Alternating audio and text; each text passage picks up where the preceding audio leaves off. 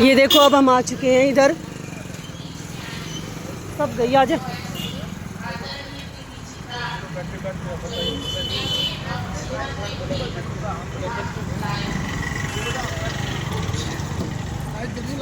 ओ हमने भी candle lighting रखी है, आप वहां भी जलाएंगे। सेक्टर 2 से श्री गणेशानंद महाराज जी, रवि भाई जी बराही, नवीन बंटी भाई जी, राकेश कोच जी, युद्धवीर जी चेयरमैन, पंकज जैन जी, पवन जैन जी, जग्गा जी, शेखर यादव जी, हमारे सभी सम्मानित एमसी सेक्टर 2 सेक्टर 6 से बलवीर जी, कौशिक जी, शैलजा जून जी, आरडब्ल्यू प्रेसिडेंट सेक्टर 6,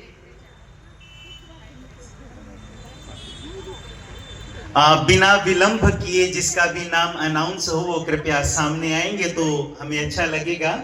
आरडब्ल्यूए के प्रेसिडेंट सेक्टर 2 से सतपाल सिंह जी, निरंकारी बाबा जी, शिव शंकर सेक्टर 6, गजानंद गर्ग जी, हरकिशन माहौल बनेगा।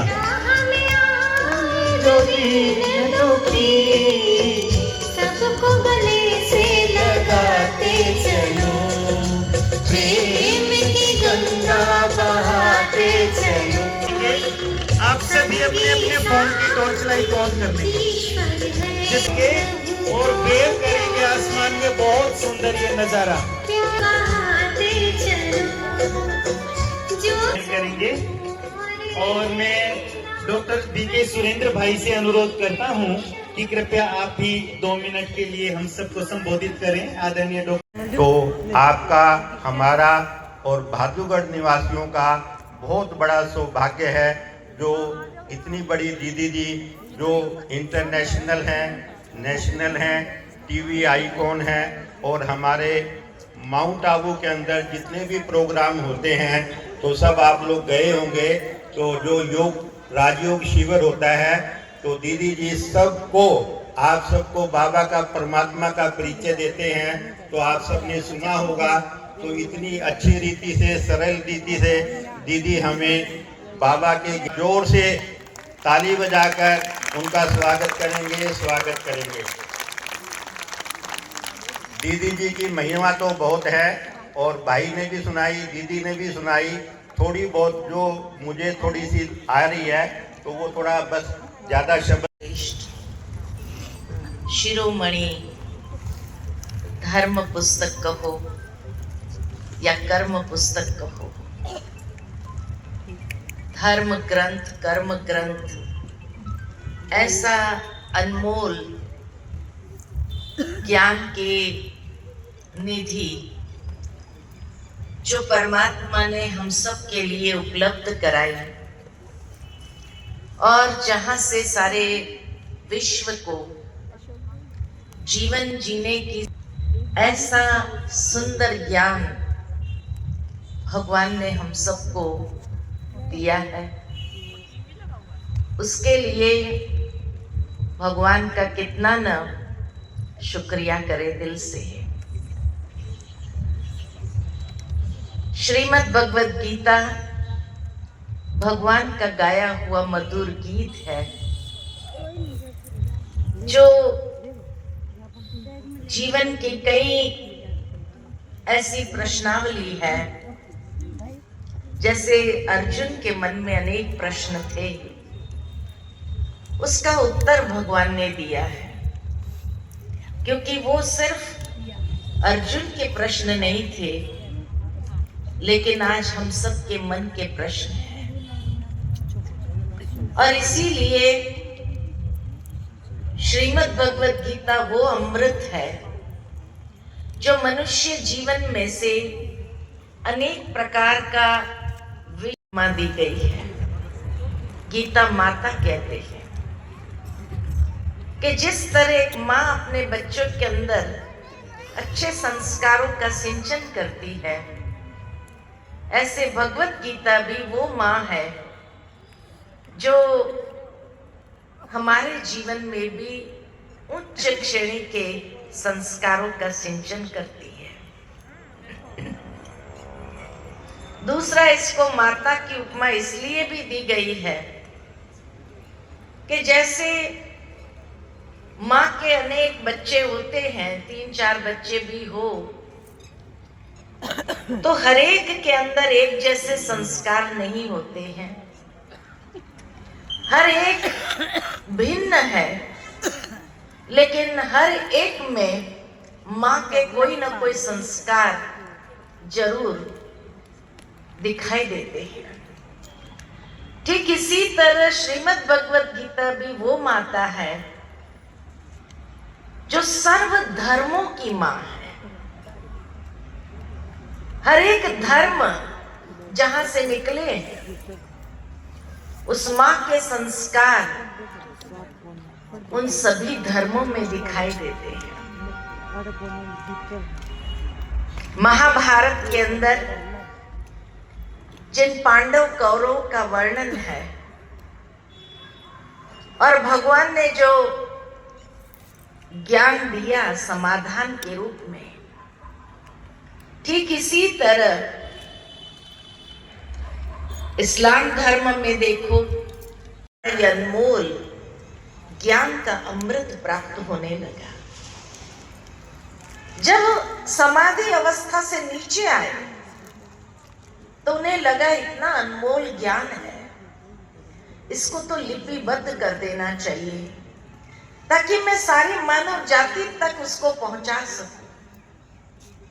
ये सोचते हुए वो लिखने बैठे, लेकिन कहा जाता है कि ध्यान की बातें कुछ लुप्त हो जाती है, तो लिख नहीं पाए। तब उन्होंने भगवान से विनती किया कि हे प्रभु, आप इतना ऊंचा ज्ञान मुझे दे रहे हो, लेकिन अगर मैं उसको लिख नहीं पाया तो मनुष्य तक कैसे पहुंचाऊंगा? कम से कम कोई लिखने वाला तो मुझे मिले। तब कहा जाता है कि परमात्मा ने उन्हें संकेत दिया कि आप गणेश जी का आवाहन करो और उन्हें अपना लेखक बनाए। वो गणेश जी का आवाहन करते हुए महाभारत के आदि पर्व के 77वें श्लोक में कहते हैं कि हे गणनायक, आप मेरे लेखक बनो। यह ग्रंथ मैं मेरे मन की अति उच्च अवस्था अर्थात समाधि अवस्था से प्राप्त ज्ञान से प्रकट कर रहा हूं, जो कि मेरी ही मन की कल्पनाओं का विस्तार है। बहुत स्पष्ट शब्द में उन्होंने एडमिट किया है कि ज्ञान मुझे समाधि अवस्था में प्राप्त हुआ है, लेकिन मैं जो उसको प्रकट कर रहा हूं, ये मेरी ही मन की कल्पनाओं का विस्तार है। भावार्थ यही है कि जिस तरह आज एक छोटा बच्चा हो और उस छोटे बच्चे को मुझे ज्ञान की कुछ बात समझानी है, ज्ञान की सिंपल बात समझानी है कि बेटा झूठ नहीं बोलना चाहिए, सच बोलना चाहिए। ज्ञान इतना ही है, सच बोलो। लेकिन रोज सुबह उठ करके मैं उसका उपदेश देना शुरू करूं तो शायद वो बच्चा उस बात की गहराई को समझ नहीं सकेगा। लेकिन उसी बात को मैं अपनी मन की कल्पना से एक कहानी का निर्माण करती हूं, जिसमें एक सच का पात्र एक झूठ का पात्र लेती हूं और फिर उसको समझाती हूं कि झूठ बोलना आसान है, उनके सामने कोई ऐसी परीक्षा नहीं आती है, लेकिन अंत में उसकी हार निश्चित है। सच बोलना चुनौतीपूर्ण है, अनेक चुनौतियों का सामना करना पड़ेगा, अनेक परीक्षाएं आएगी जीवन में जिसमें खरा उतरना होगा, लेकिन अंत में जो उसकी जीत होती है वो जीत बहुत मीठा अनुभव कराएगा। ये मन की कल्पना से कहानी का निर्माण करते हुए उस बच्चे को मैंने समझाया कि कैसे सच की विजय होती है अंत में और झूठ की हार होती है। वो बच्चे को कहानी जीवन भर याद रहती है। और जीवन में जब कभी ऐसा मौका आया जहां उसको चुनाव करना पड़े कि अभी सच को अपनाए या झूठ का रास्ता अपनाए, और उसको वो कहानी स्मरण हो जाए और वो उस चैलेंज को स्वीकार कर लेता है कि चलो सच बोल के देखते हैं क्या होता है। मेंटली वो अपने आप को भी प्रिपेयर कर लेता है कि परीक्षाएं तो आएगी, चुनौतियां तो आएगी, लेकिन अंत में तो विजयी होगी। थोड़ी धैर्यता रखनी होगी और ये सोचते हुए अपने आप को मेंटली प्रिपेयर करते हुए वो सच का रास्ता अपनाता है। लेकिन अंत में जब विजयी होती है तो जो सुकून उसको प्राप्त होता है वो बहुत उच्च प्रकार का होता है। वो आनंद का जो अनुभव है असीम होता है। ठीक इसी तरह महर्षि वेद व्यास जी भी ये महाभारत के आदि पर्व के 77वें श्लोक में ही एडमिट कि ज्ञान समाधि अवस्था में मिलता है, लेकिन मैंने जो उसको प्रेजेंट किया है ये मेरी मन की कल्पना का विस्तार है। भावार्थ ये कि जिसको महाभारत की कथा कहा, वो महाभारत की कथा वास्तव में वर्तमान समय पर बहुत सटीक बैठती है। कहा जाता है कि संसार के अंदर फ्रांस में नॉस्ट्राडेमस हो गए और नॉस्ट्राडेमस ने विश्व का भविष्य देखा था एक गोले में, और उसको लिखा कि क्या क्या होगा, लेकिन वो काव्य रूप में लिखा और इतनी अलंकारिक भाषा में उसने लिखा जो आज तक भी लोग पढ़ते हैं तो समझ नहीं पाते। घटनाएं हो जाने के बाद कहते हैं हाँ ये बात नॉस्ट्राडेमस ने इस तरह से लिखी थी, लेकिन समझ नहीं पाए। लेकिन हमारे भारत में ऐसे ऋषि मुनि हो गए जिन्होंने वर्तमान समय को या भविष्य को समाधि अवस्था होगी, किस तरह के कर्म होंगे, और इन सब बात में महत्वपूर्ण बात यह थी कि उसका समाधान भगवत गीता के रूप में दिया कि अगर ऐसा हो तो ये करना होगा, ऐसा हो तो ये करना होगा। तो समाधान भी दिए, लेकिन अफसोस उस बात को हम प्रेजेंट कंडीशन के साथ रिलेट नहीं कर पाते हैं। इसलिए आज के मनुष्य समझते हैं ठीक है, पास्ट में ऐसे वृत्तांत हो गया जहां पांडव और कौरव थे, जहां महाभारत का युद्ध हुआ, पांडवों की जीत हुई और कौरवों की हार हुई, क्योंकि भगवान पांडवों के साथ थे। उसमें से वर्तमान समय के लिए प्रेरणा नहीं ली कि हमारे जीवन में वो कैसे रिलेट करता है, उसको समझ नहीं पाए, और इसलिए वो समाधान जो मिला है उस समाधान को भी नहीं अप्लाई कर पाए। नहीं तो अगर समाधान को अप्लाई करना आरंभ करे तो शायद आज के मनुष्य जीवन में न कोई प्रॉब्लम हो, न कोई टेंशन हो। हर बात का समाधान बड़ा सटीक दिया है। कहा जाता है कि जब गणेश जी आते हैं इसको लिखने के लिए, तो उन्होंने एक शर्त रखी महर्षि वेद व्यास जी के सामने कि मैं इतना फास्ट राइटर हूं, जहां आप रुकेंगे मैं उठ के चला जाऊंगा, आपको कंटिन्यू बोलना होगा। महर्षि वेद व्यास जी के पास और कोई ऑल्टरनेट नहीं था, इसलिए उस शर्त को मान्य कर दिया। लेकिन उसके बाद उन्होंने भी एक शर्त रखी। उन्होंने कौन सी शर्त रखी?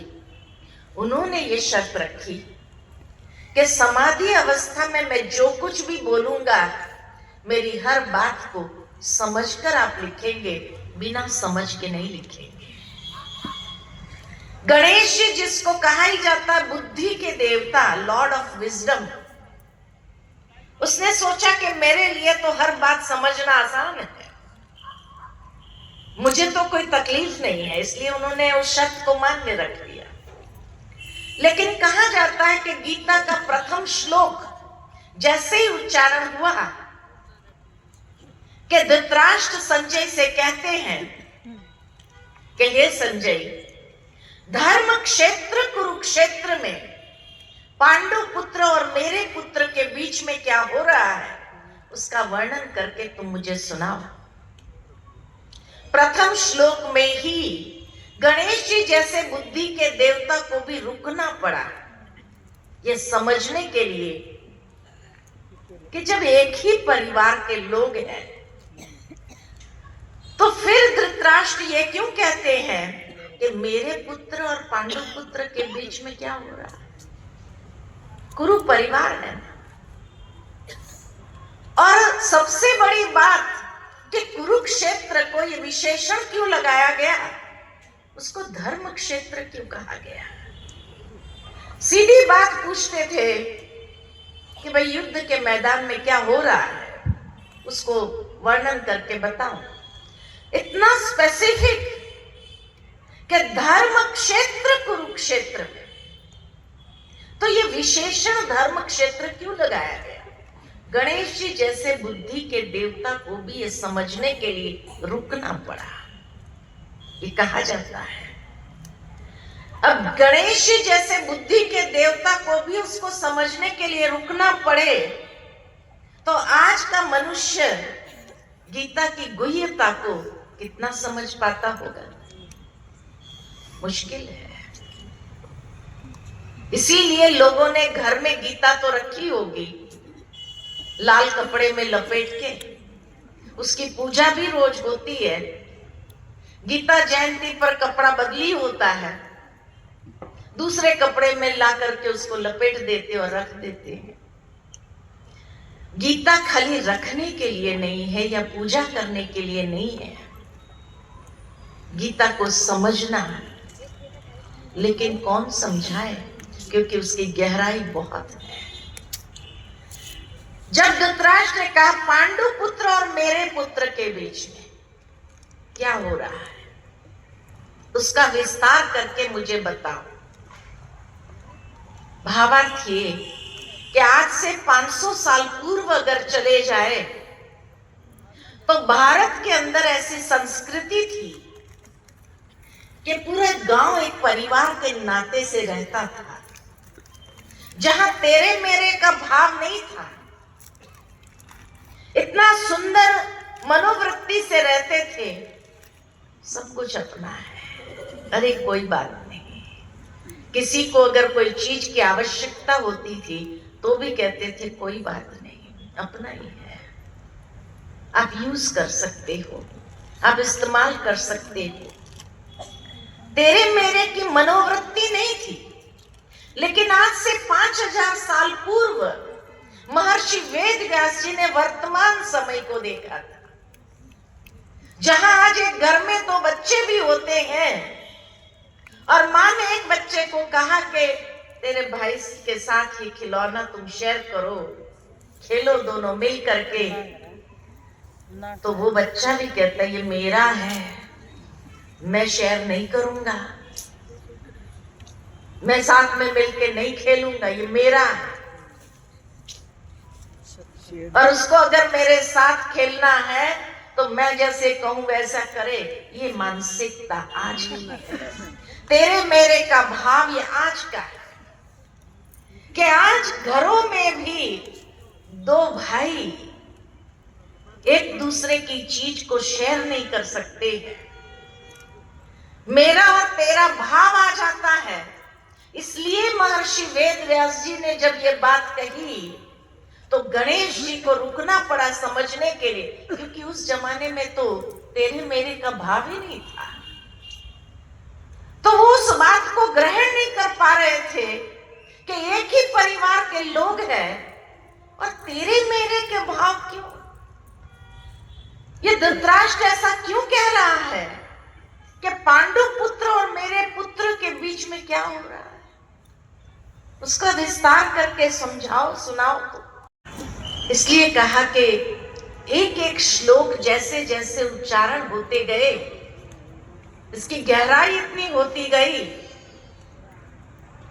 कि हर वक्त गणेश जी जैसे बुद्धि के देवता को भी रुकना पड़ा ये समझने के लिए कि आखिर भी इसका भाव क्या है, समझ ही नहीं पा रहे थे। इसीलिए कहा कि गीता समाधान है। जब महर्षि वेदव्यास जी ने लिखवाया, खाली वर्तमान समय को देख करके नहीं लिखवाया, लेकिन वर्तमान समय के अंदर हर स्तर का समाधान कैसे भगवत गीता में दिया हुआ है, उस बात को स्पष्ट किया। अर्जुन की मनस्थिति और अर्जुन की मनस्थिति में जिस तरह के परिस्थिति से वो गुजर रहा था, उसका समाधान भी भगवत गीता है। क्योंकि अर्जुन की मनस्थिति आज के मनुष्य की मनस्थिति है, और उस मनस्थिति में भी जो कॉम्प्लिकेशंस है, उसका समाधान भगवत गीता के रूप में दिया है। उसी के साथ एक पारिवारिक स्थिति, जिस तरह की पारिवारिक स्थिति कुरु परिवार में थी, उसका समाधान भी भगवत गीता में दिया है, जो आज के पारिवारिक स्थिति है। एक सामाजिक स्थिति का समाधान भी भगवत गीता है।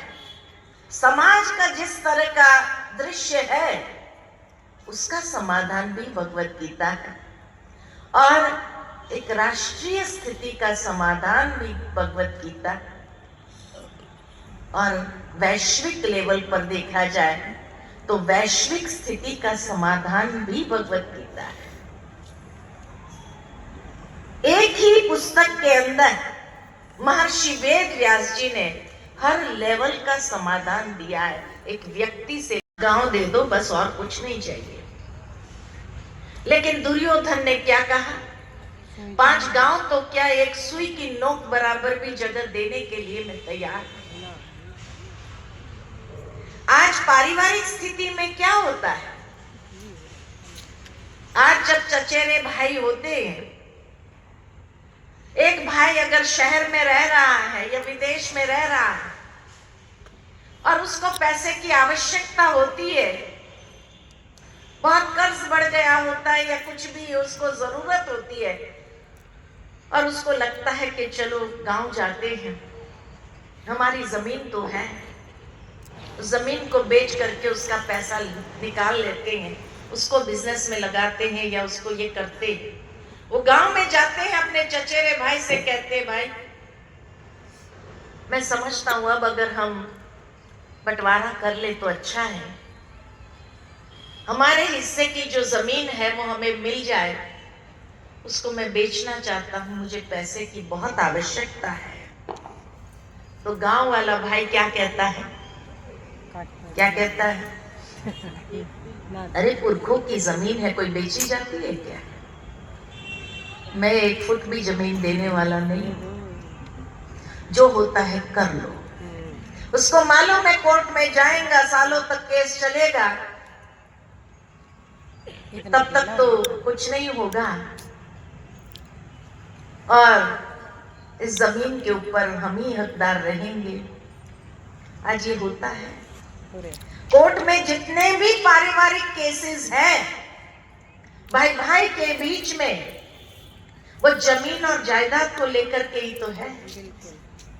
पांडवों ने जिस तरह से 5 गांव की जमीन मांगी थी और दुर्योधन ने नहीं दिया था, आज एक भाई भी थोड़ा सा जमीन का हिस्सा मांगता है तो दूसरे भाई क्या कहते हैं, नहीं देंगे, जो होता है कर लो।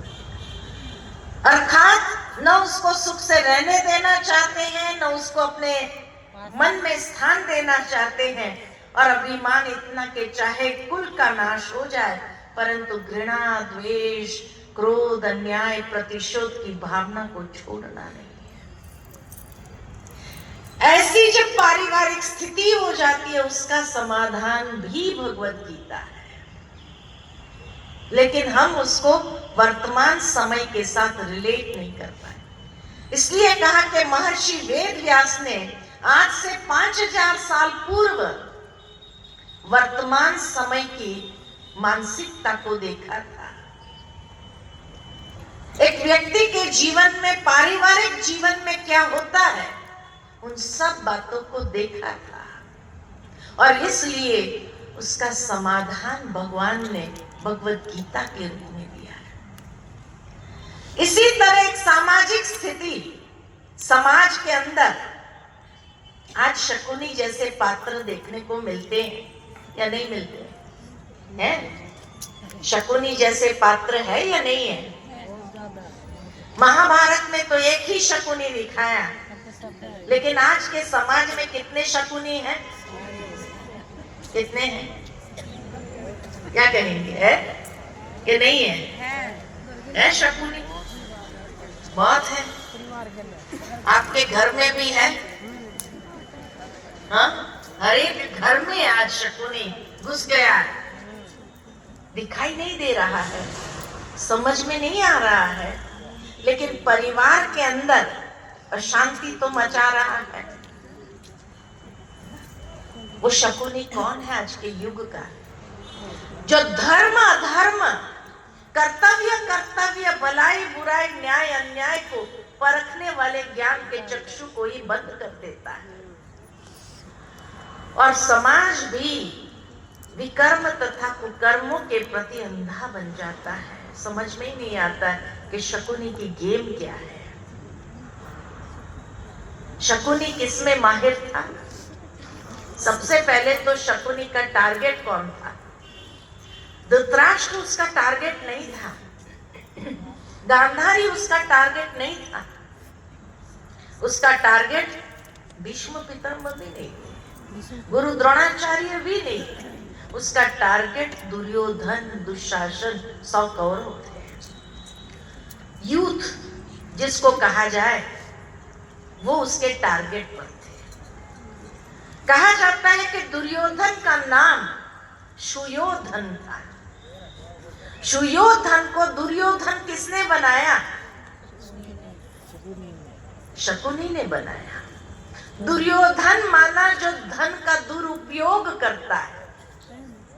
धन का दुरुपयोग आज स्थूल धन की बात नहीं है, लेकिन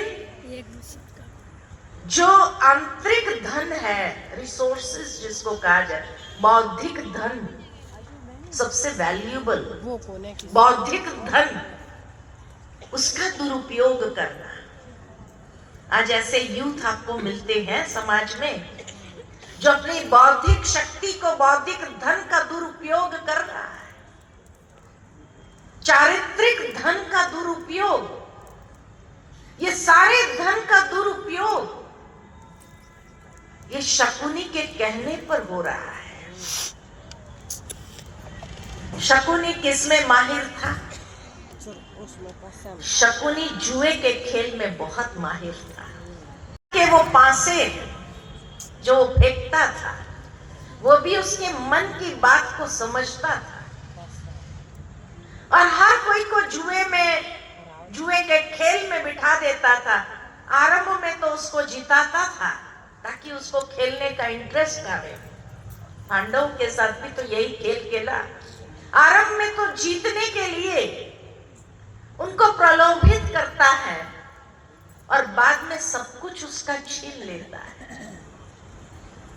तो आज का शकुनी कौन है? जब मनुष्य का बौद्धिक धन, चारित्रिक धन, ये सारे धन का दुरुपयोग कराता है, कौन है शकुनी?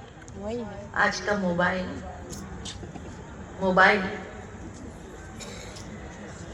मोबाइल के अंदर हर कॉल करने के बाद एक ऐड आती है, रमी खेलो, ये खेलो, वो खेलो। जुए का खेल में ही तो प्रलोभन में आते और उसमें बुजुर्ग नहीं जाते। क्योंकि ये शकुनी का टारगेट बुजुर्ग नहीं है,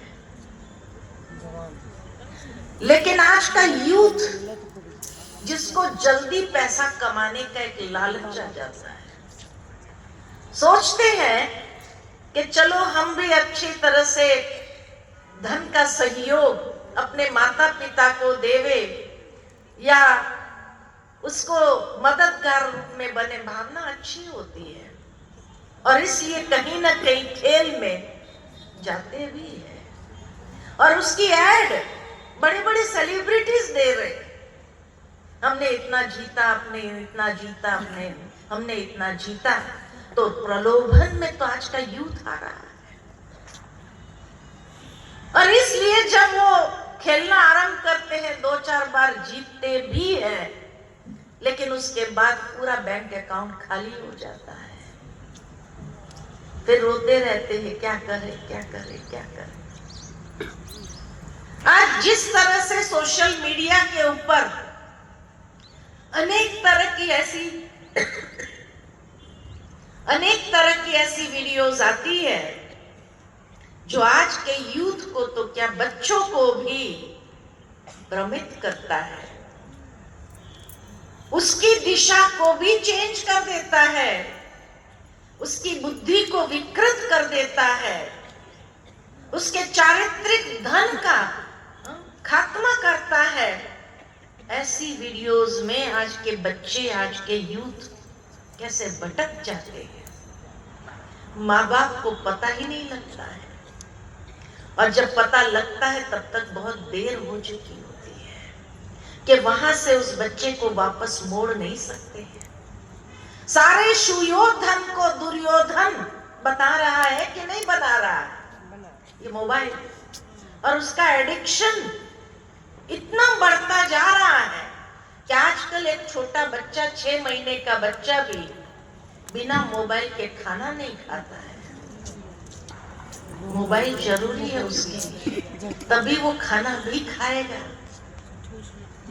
और अगर एक यूथ के हाथ से मोबाइल छीन लो, पढ़ाई करने के लिए कहो और छीन लो उसके हाथ से, ये तुम्हें बर्बाद कर रहा है, ये तेरे जीवन को नष्ट कर रहा है, तो उसके बाद का जो रिएक्शन बच्चे का होता है कितना नेगेटिव होता है, ये भी हम समाज में सुनते हैं, देखते हैं। आप लोग तो हमसे ज्यादा सुनते हैं, देखते हैं, क्योंकि आप लोग तो समाज में रहते हैं। तो आज शकुनी समाज के अंदर जो यूथ का जीवन समाप्त कर रहे हैं, किस तरह से समाप्त कर रहे हैं, आप सब साक्षी हैं।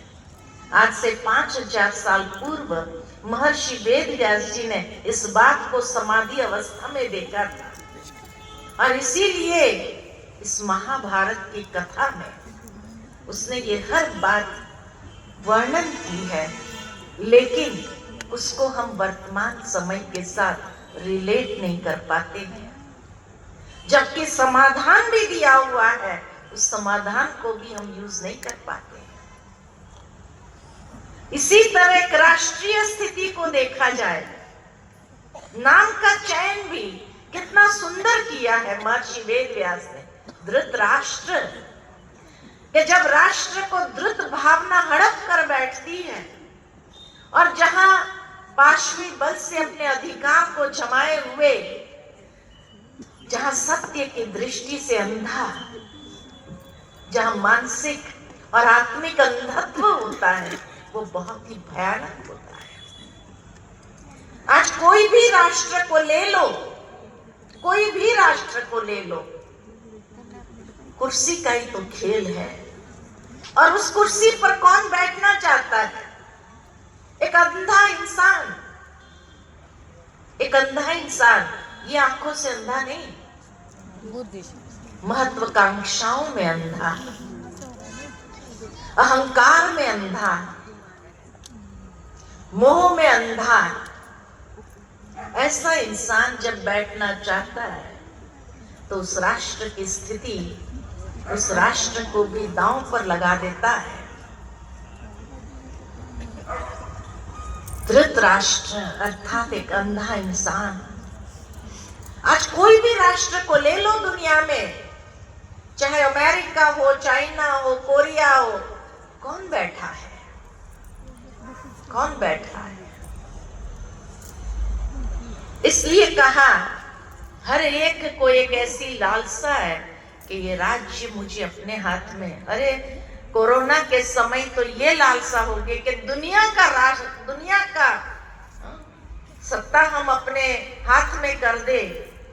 कोरोना के माध्यम से हम विश्व की आबादी को आधे से भी कम कर दे और अपने हाथ में दुनिया की सत्ता ले ले, ऐसी लालसा, ऐसी महत्वाकांक्षी। तो भगवान ने कहा दो ऑप्शन है, एक तरफ मैं, दूसरी ओर मेरी अक्षौणी की सेना, क्या चाहिए? फिर एक वाक्य जोड़ दिया, जिस तरफ मैं रहूंगा मैं युद्ध नहीं करूंगा, मैं शस्त्र नहीं उठाऊंगा, मैं सिर्फ सारथी बन करके रथ चलाऊंगा। अब शकुनी ने दुर्योधन को सिखा कर भेजा था, तुम उसी को मांग लेना और कुछ नहीं मांगना। कितने भी ऑप्शन दे दे, तुम और किसी बात में नहीं जाना, उसी को मांग लेना। लेकिन जब भगवान ने ये बात कही तो दुर्योधन ने सोचा अगर सारथी बनना है तो फायदा ही क्या, इसे तो मैं अक्षौणी की सेना। Wrong decision, wrong choice. क्यों ये रॉन्ग डिसीजन लिया समझ नहीं पाया वो। भगवान के महावाक्य में भगवान की शक्ति को समझना वो हर एक के बस की बात नहीं होती। और क्यों नहीं समझ पाया? क्योंकि सिरहाने बैठा जो था, सिरहाने बैठना अर्थात अहंकार का प्रतीक है। जब किसी को बहुत घमंड आ जाता है तो क्या कहते हैं, कितना सर ऊंचा लेके घूम रहा है। लेकिन उसको पता नहीं है कि अरे जब रावण का घमंड नहीं रहा, औरों का घमंड नहीं रहा, तो उसका क्या रहेगा। घमंड का प्रतीक सिरहाने बैठना। और इसीलिए रॉन्ग डिसीजन, जब कोई व्यक्ति अहंकार के नशे में होता है वो कभी राइट डिसीजन नहीं ले सकता है जीवन के अंदर। ये भगवत गीता सिखाती है, महाभारत सिखाता है। राइट डिसीजन लेने के लिए निर्माणता बहुत आवश्यक है। पैरों के पास खड़ा होना ये निर्माणता का प्रतीक है कि जब व्यक्ति अपने जीवन में निर्माण होता है तो राइट डिसीजन लेकर के राइट चॉइस करता है लाइफ के लिए भी, और वो हमेशा ईश्वर के साथ को भी अनुभव करता है। और दुर्योधन रॉन्ग डिसीजन करने के कारण भगवान से विपरीत हो गया। जैसे कहा शकुनी ने सिखा करके भेजा था। आज की दुनिया में भी हर चीज पूछनी है तो गूगल राइट आंसर देता है, लेकिन अगर 2-3 ऑप्शन दे देता है तो वहां इंसान कंफ्यूज होकर के रॉन्ग डिसीजन ले लेता है। नहीं तो गूगल सब कुछ बता देता है, खाली उसको पूछना होता है गूगल क्या किया जाए, है ना, हर बात का। और अभी एआई तो और आगे एक कदम हो गया, वो तो करके भी दे सकता है। तो इसीलिए कहा, लेकिन आज वही एआई को जब अहंकार के रूप में यूज करता है इंसान तो उसका रिजल्ट कितना भयावह होगा उसकी कल्पना भी हम नहीं कर सकते इस वक्त। लेकिन आज से 5000 साल पूर्व महर्षि वेद व्यास ने वर्तमान समय में ये 2 प्रकार के लोगों को देखा, एक था पांडव और एक थे कौरव। कौरव अधिक थे, पांडव 5 थे। लेकिन भगवान किसके साथ था? पांडवों के साथ।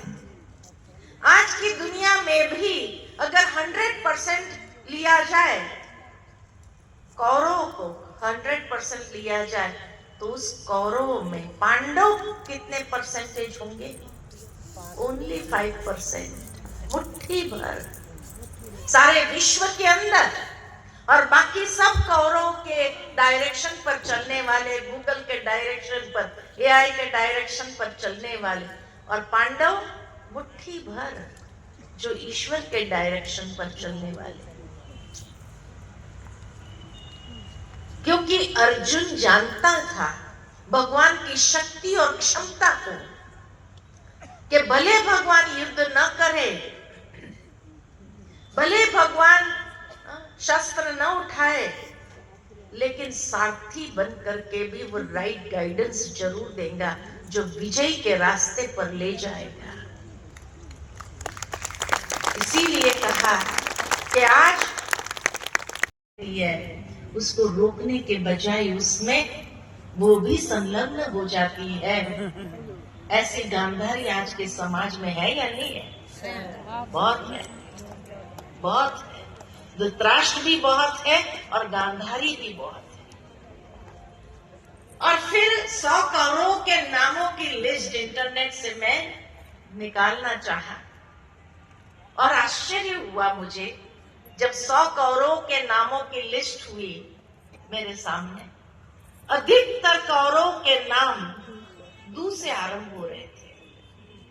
दू यानी दुष्टता, दू यानी दूसरों को दुख देना जो जानते हैं।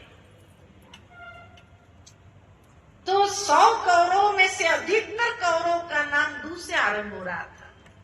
तब मैं सोचने के लिए मजबूर हो गई कि आज की दुनिया के अंदर